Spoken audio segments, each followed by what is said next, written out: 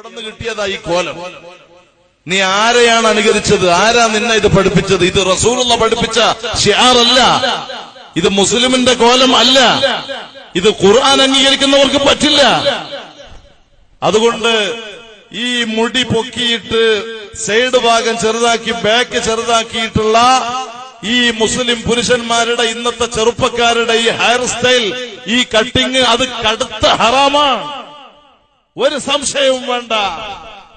നീ കാലാകാലം നരകക്കുണ്ടിൽ കിടക്കാൻ, നിന്റെ മനസ്സിന്റെ ധൈര്യം നഷ്ടപ്പെടാൻ, നിന്റെ ആയുസ് ചുരുങ്ങാൻ, നിന്റെ അഭിമാനം നഷ്ടപ്പെടാൻ, നിനക്ക് കടുകടുത്ത പരീക്ഷണങ്ങൾ നേരിടാൻ അത് കാരണമാണെന്ന് നീ അറിയണം.